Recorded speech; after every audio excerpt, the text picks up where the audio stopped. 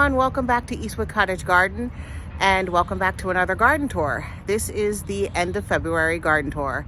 I'm going to turn the camera around and show you some of the updates in the garden. I'm also going to show you some of the things that don't look so good. There's still some weeding to be done and some general cleanup that needs to be done, but I'm going to be doing that in the next few weeks. So anyway, I'm going to turn the camera around and I hope you enjoy. I'm going to start the tour outside the fenced-in garden area. There is an angry squirrel on top of the building next door. So if you hear him squawking in the distance, that is what's going on. So here is the fenced-in portion of the garden bed. And there are two beds perpendicular on the outside of it. We have a dwarf juniper here on the corner. And below that, we have some heuchera. And then I have the euphorbia that we planted about a week and a half ago, maybe a week ago, and some hellebores that are blooming.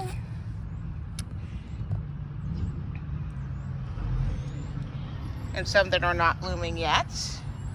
This is the garden flag that my wonderful friend got me from when we went to Gasper as my early birthday present.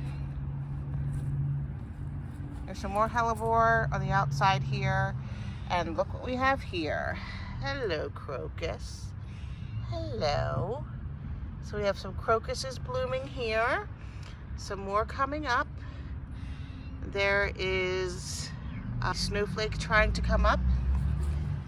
And here, I want to show you on that one because I'm using my other hand. Here is a hellebore, but it's very beautiful.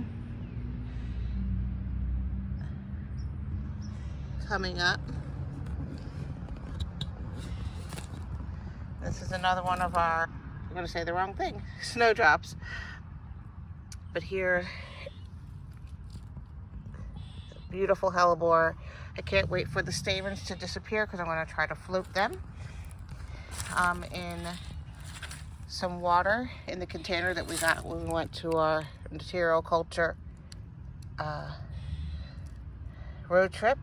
Here, look at this beautiful snowflake, the snowdrop. So beautiful. And this area here, this corner, is a bed that has ivy in it, but there is a grass, so you can see that I've cut that down. There is a rose bush in here. There's also Itea in here that has died back for the winter, but will be coming back again. I hope soon. I'm trying to point to it, and there it is right there. So that should be coming back this year. Coming down this way is what I call the long border, and we were working in here yesterday with doing the pruning the crepe myrtles. Right here I have a daylily. This is a peach colored daylily that rests here, but it's unique in that the blooms last for more than a day. So it said daylily on the tag, but I find that they last for more than a day. So down here we have some daffodils coming up. This is a tiger lily, a daylily that is a deep red that comes out in July. It's beautiful. Right here is one of 5 mock oranges. So I'm looking forward to see what they do this year. I have to threaten them with an inch of their life last year, and they are starting to rebound. So I did a hard rejuvenation prune on them, and they are coming back. So this is, again, we looked up for one of the crepe myrtles that we worked on. So this bed pretty much consists of alternating crepe myrtles, their daffodils. There's some irises in here that I planted last year. You can see the remnants of them there and there that I'm hoping will come out. It's my first go around with irises. Here's another one of the mock oranges that got cut down really low. This one's growing a little bit slower, but I'm seeing some bud development on the branches, so hopefully we'll have some lovely blooms. Here's one of the crepe myrtle starts that my friend gave me. So there's 6 of them around, 3 of them in this long border. There's another crepe myrtle. So it just alternates with the lilies, the irises and the daylilies and the mock oranges. Here's this one is mostly struggling the most of the mock oranges. So pretty much that is the flow of that. So there's one of the red daylilies, the remnants of that. So that is the border that I call the long border, which ends in a giant forsythia that I'm going to cut back after it blooms because it needs a really bad thin out. You can see there it is in need of being trimmed out. Front flower bed that we cleaned out a little bit ago, last week. And I have you can see here, the skeleton of the Sunjoy barberry, and it is starting to put some buds on. I'm not going to put my hand back there because it is very, very pokey. So I don't know see if I can so you can see some of the buds there, which is lovely. It's very nice out today. It feels like it's about 60 degrees out here. I'm looking at the 45-day forecast, and the lowest we're going to get is 29, and that's on the 29th. And the rest of it doesn't look like there's going to be any frost or freezing in the next 45 days, which is kind of crazy. So down here, I have coral jade sedum. There's another sedum. And there's dianthus and Elijah blue fescue. And there's a coreopsis in the corner there. And there's a Iberis or candy tuft here, the drift. I think we showed you all that. And then when I showed you out there to clean out. And this is I cannot remember. It's euonymus, green spire euonymus. That's what this is. And this is the mom that's going to be removed and divided because I'm going to expand this flower bed. And this is sort of repeat pattern. Here's an iris back here. So it's a repeat pattern of what was there before. And I don't know if you guys were checked out that video, but this tiger lily has put on quite a bit of growth since I showed you literally, I think, maybe 5 days ago. It's pretty impressive. So anyway, that is the front flower bed. And then down this trail here, try to get out of the shadow. I did show you there's a bunch of, I planted a whole heap of daffodils and snowflakes. So I'm looking forward to them coming out. Base of the red maple tree. There's really not much to show in the red maple tree. I did show that in the garden tour that I was doing, the little garden mini tour that I was doing after I did the flower bed cleanup. There's my shadow. And these are alternating heuchera. I think it's Delta Dawn and Paprika. Delta Dawn is the greener one and Paprika is the red one. And I've also underplanted the back of the red maple with more daffodils. So hopefully there'll be quite a show of daffodils in the coming years as they start to naturalize. I love this twisted bark, the twisted trunk of this red maple. It makes such a statement even in winter. Here is what I call my maple bed because it's in the same area as the red maple tree.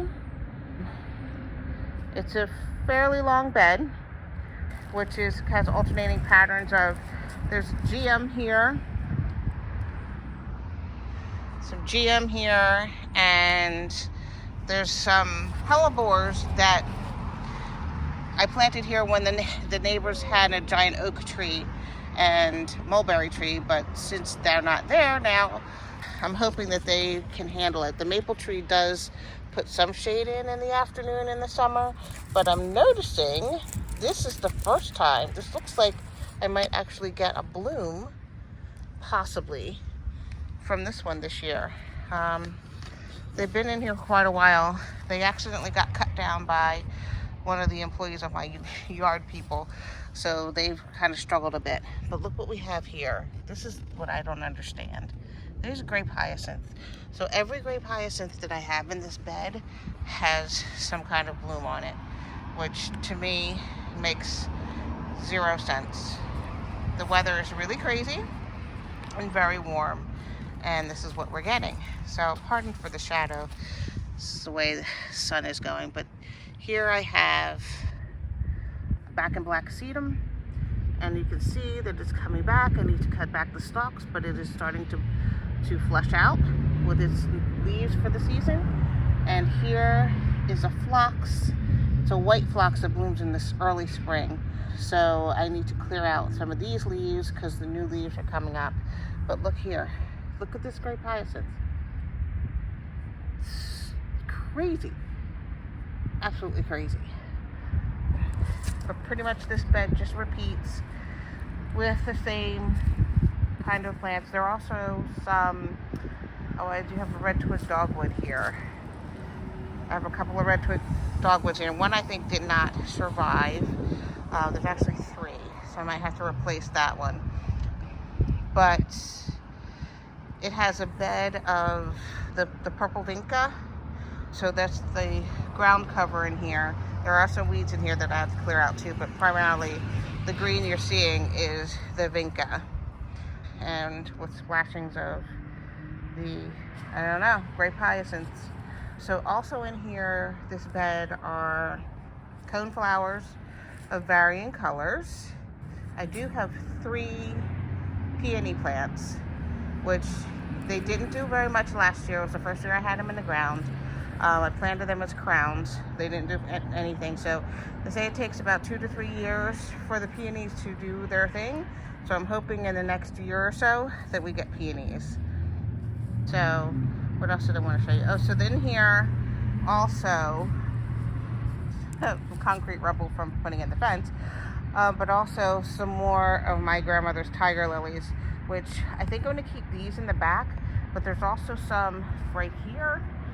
I don't know if you can see right there. I'm going to remove them and put them, because they're all over, I'm going to remove them and put them in the expanded flower bed in the front. I think they'll do really well. They're like a double, they're actually a double tiger lily, so they're really pretty. And this here, this one is even blooming out here. This is more of the back and black sedum that is coming in, which is very exciting. And this is my poor red twig dogwood that I don't think that made it. So anyway, we'll see. So now we're approaching the flower bed I call my orchard bed, because it kind of leads you into the orchard area and is behind the grape vine that is yet to be, behind the grape arbor. I'm going to be replacing the grape that died, I think I mentioned, due to the spotted lanternfly. Yeah, I lost that grapevine. It was my grandparents' grapevine. But the grapes were not really the best.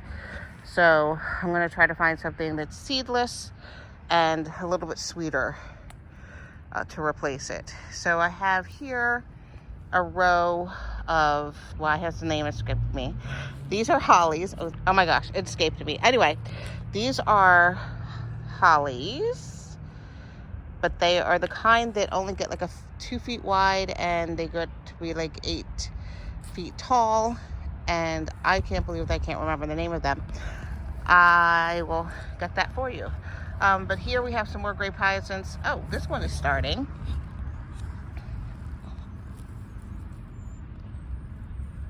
This one is starting already. Wow, okay.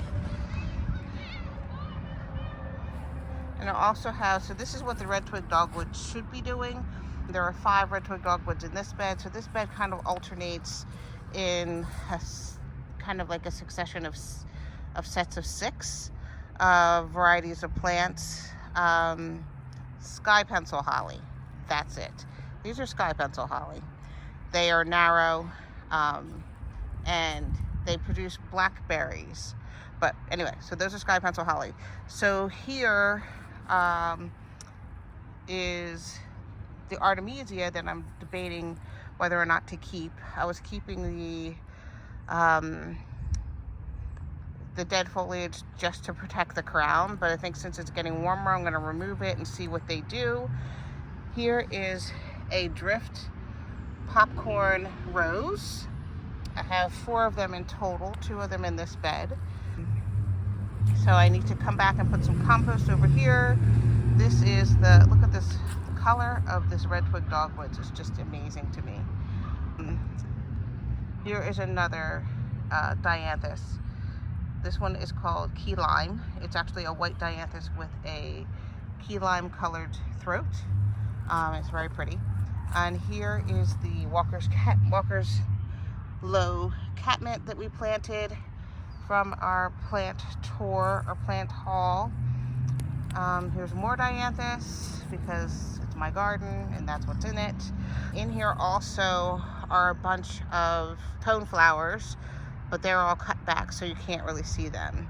But I have some Delosperma here. This is an orange variety. No, yellow. These are yellow. They're Delosperma or ice plants. So I have 2 of these that are coming along nicely. This is the other popcorn drift rose in this flower bed, and it just kind of goes on here. We also have some yarrow in here. I have columbine in here. There is salvia in here as well. There's salvia in the bed in a drift over here, and then there's another drift down here. There's some agapanthus, but you can see the stalks of that in this area with the yarrow. Another red twig dogwood, more dianthus. And this is the second drift of the salvia. It's called Midnight Model is the name of it. It's very, very beautiful, and the pollinators absolutely adore it. Here's some more dianthus, and here is another of the Sunjoy barberry. So they have like a chartreuse color flower, or chartreuse color leaves. So there's 2 of these in here. There's one back here by the plant here. There's one back here. And this area is just a huge planting of, this is Liriope, big blue Liriope. So there's a drift of these here, and there's also another Artemisia here that I did cut back, so we'll see what that does. So anyway, so there's some columbine that looks like it's coming up here, right there. See that? It looks like it's coming up. I don't know about my other columbine. We'll see what happens. There's also 3 lavender plants in here. This is Lavender Phenomenal is the variety of that. And here I also have a mum. This is a red mum, dark red mum in this flower bed. So this is what I call the orchard bed because it leads out into the orchard area of the garden. So here in the orchard area, this is the plum tree that we trimmed yesterday. And here are my strawberries that I had from last year. So we'll see how they do this year. I also have to watch because there are tons of daffodils planted in this area as well. These are blackberries that I've had them for like 4 years, and I moved them. So I don't know if they're gonna survive. If they don't, I will replace them. And when I do replace them, if that happens, they will be replaced by thornless blackberries because the spikes on these are deadly. So this is the raspberry bush that we trimmed up yesterday. So I'm hoping that we'll get some raspberries off of that. I don't know if you can see, but it is starting to leaf out. So I'm excited about that. So back in this area, you can see down under the peach tree. I don't know if you can see this. My are a bunch of, there you go, daffodils. And they're just kind of like all over this area. So I have to watch where I'm walking. This is the peach tree that we trimmed up. So I'm looking forward to that and being able to actually put a cover on it so that I will actually possibly, potentially be able to actually get peaches this year and not have the squirrels eat them all. So this is the latest flower bed that I put in. I've ordered some items for this and I'm excited. We'll do an unboxing when they arrive. I did them by mail. So there's going to be a shrub and then two or three liriope that are going to go into this spot. An evergreen shrub is going to go in here, but it'll be a surprise. So this is what is the orchard area, and I do have a fig tree that is in my basement window that a friend of mine gave me a piece of it, and it is starting to leaf out. So I'll be planting the fig tree in this area as well. So this is along the back fence of my property, which is interspersed with mock orange and crepe myrtle. I also have some bulbs planted in the border. This is another one of those crepe myrtle starts that we had. So there will be a bunch of crepe myrtle here. This, I need to look into how to rejuvenate prune this. This is actually a goji berry plant that I had no idea that just self-seeded and showed up. So it does produce really, really pretty flowers and that smell amazing, little delicate pink flowers, and it does produce goji berries. Anyway, so I'm going to see how to rejuvenate prune this one because I thought it was a weed and I had my lawn guy try to get rid of it, but it won't go.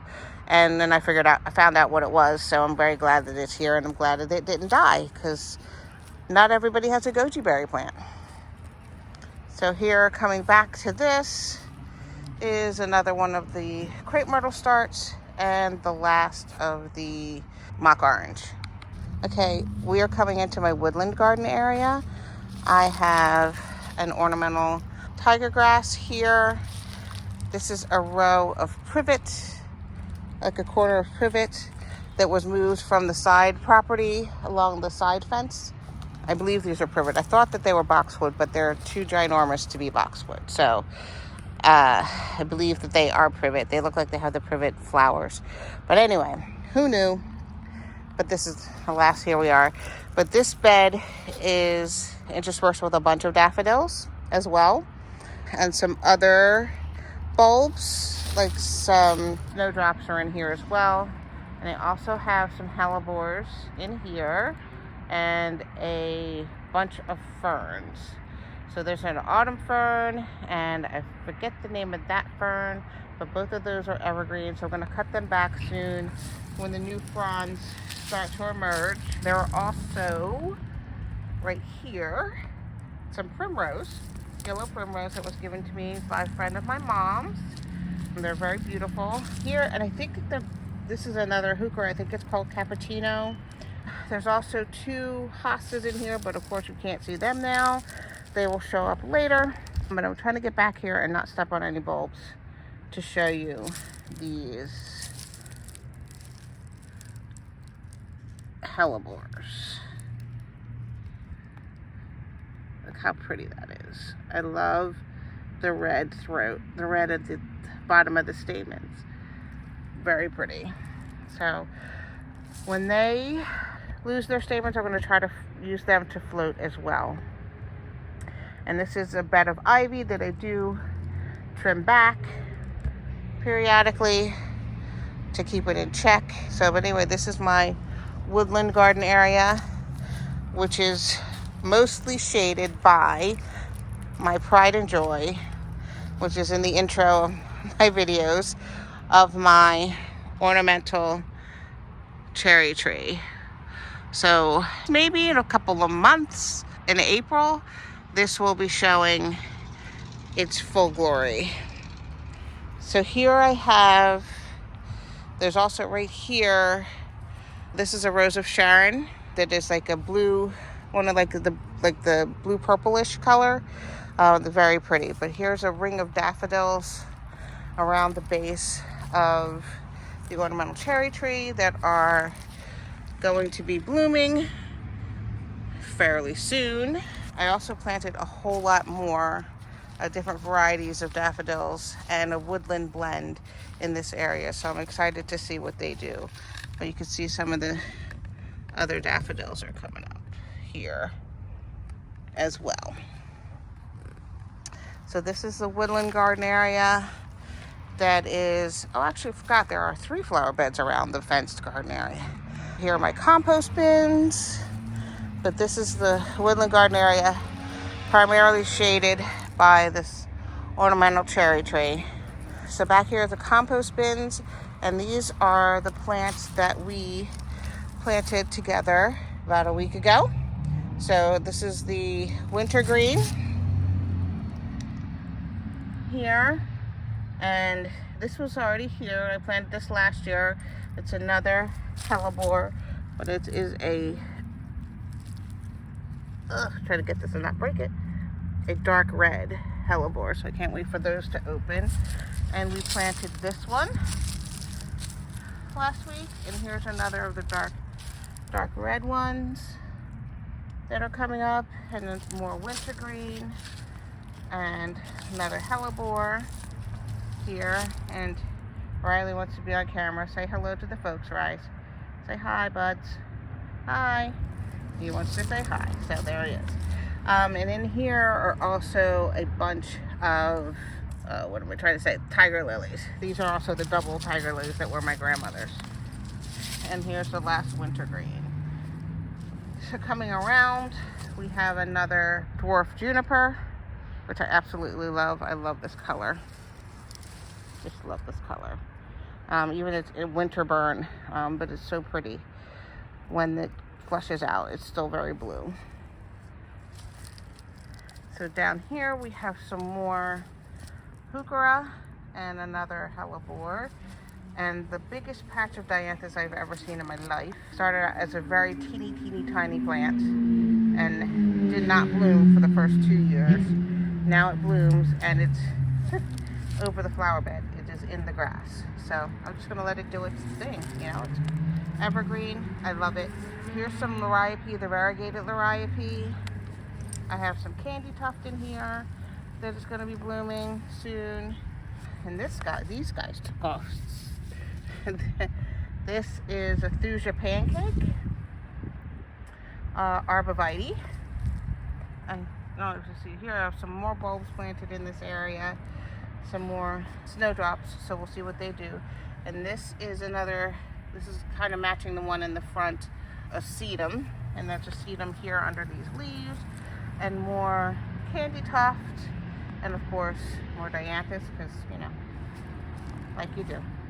And so we have some more snowdrops, and I also have some of the mini lilies. They bloomed once, and they haven't bloomed since. So I'm hoping that maybe they'll come out this year.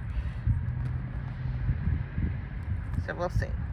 So now we are going into the fenced-in garden area. For those who are new, this is a 400 square foot garden, fenced-in garden that used to be a vegetable patch, but it got too much for me to do, so I converted it into a shrub and perennial bed, which I'm very happy with. It's a lot less work every year for me to do. I enjoy filling it up, but I don't have the stress of having to produce vegetables from it.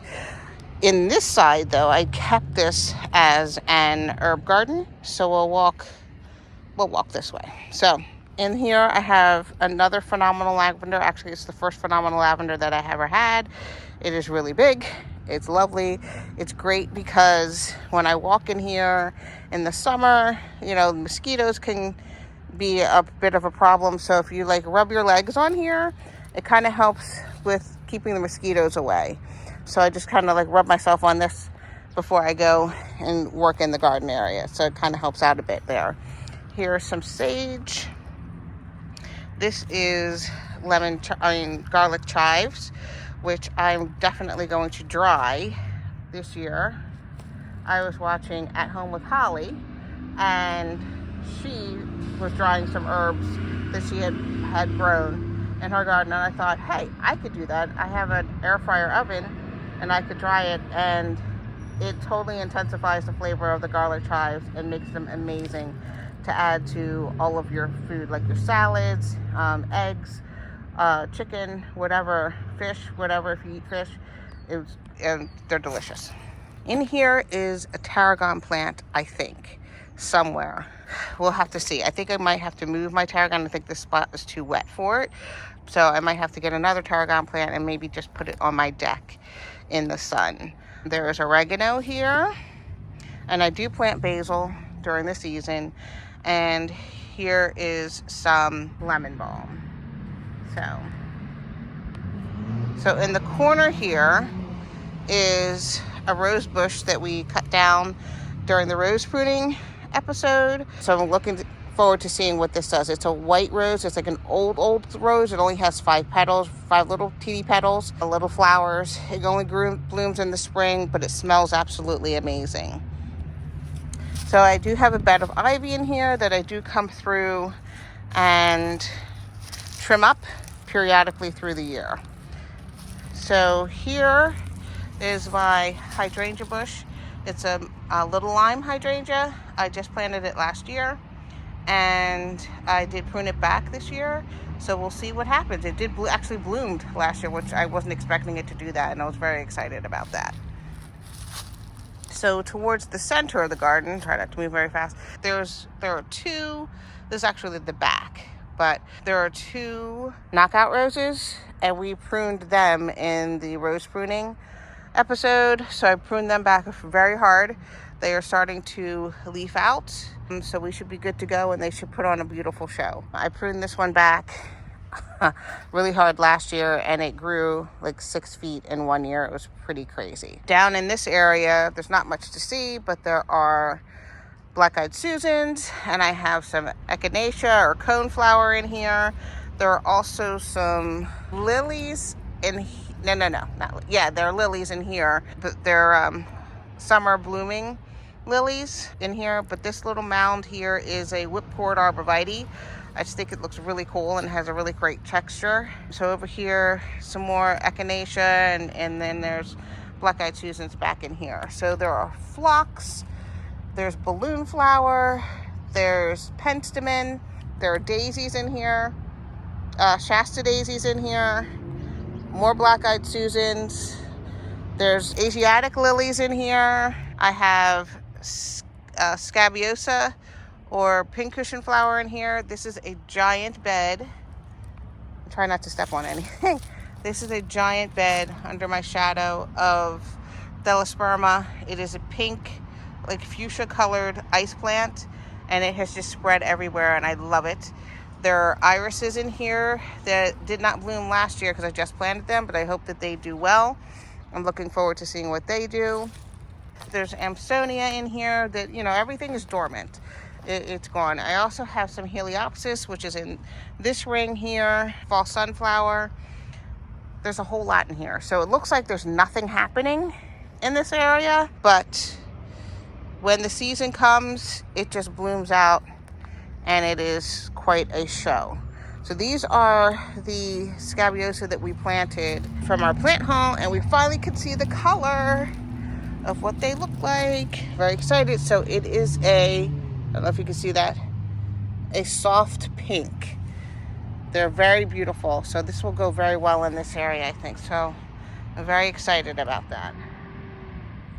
You can see a little better there. But yeah, so there's scabiosa there, and I'm very excited about that. Very excited to add them to the garden. Here are some more of the arborvitae pancake, thuja pancake, arborvitae, and a drift of pink and key lime dianthus. Trying to see where else. I do have some agastache, however people pronounce it. Here, I had 2. I think one might have died, so I might have to get it replaced. It's right here. There's one mirroring it on the other side, and I think that it might have died. So we'll see what we get with that. Here is my abelia. It's kaleidoscope abelia, and I absolutely love it. It's so pretty, and this is not even in its full glory. It's an evergreen. It blooms like late spring, early summer, all the way through to frost, and it's done very, very well. So here is the pot where I rescued a good bit of the violas and pansies. There was a ring of some violas and pansies in here, so there was plenty of room for them to be here, because I had other plants in here, but they died back in the winter, and the squirrels are digging in my pots. So that's that for the fenced in garden area. Let's see from a corner view, from the back corner, you can see it goes to the deck. So anyway, so that's that area. So here for the last part of the garden tour, we are in the flower beds that are flanking the back steps of the deck. I put these flower beds in last year using the no-dig sheet mulching method with cardboard and compost. So there are 2 beds, one on either side. This one gets more sun than the other one just by the way the sun goes around the deck, but they both end up in the full sun in the afternoon and kind of bake. So I needed to put drought tolerant plants in here. I do have some drift roses in here. There is a perennial geranium in here that I hope comes back. I think the squirrels might have gotten to it. This is yarrow. It's Peter Cottontail yarrow. It's the really tiny, teeny tiny white little flowers that are super cute. I have a mini pennisetum in here. There is coneflower in here. In the back here, this is a 9-bark. So the beds actually mirror each other, so they're doing the same thing. And here in the back here is sneezeweed, and this is a gardenia. And I've never had gardenia before, but this is one that grows in a pillar form. It grows to be about 4 feet tall, but only about 2 feet wide. I wanted something that was evergreen and narrow, and this is what I found. And I wanted a gardenia because I've never had one before, and I've kind of always wanted one. Anyway, so that is that. And so you can see this bed. So it mirrors this bed over here. So there's the drift rose and the pennisetum and the sneezeweed, all the same things in this bed as well. But you can see this one is a little bit more shade. But as the sun goes around, it'll pick up some more sun, especially later in the year. I hope you enjoyed the end of February garden tour for 2024. I'm excited to see all the things that are going to be growing. And it's just neat to see the progress and seeing some of the things blooming already. So if you have any questions, let me know. If you have any feedback, let me know. Thank you so much for all of the likes and the shares and the subscriptions and the comments. I really appreciate it. And I look forward to seeing you in the next video. Bye-bye.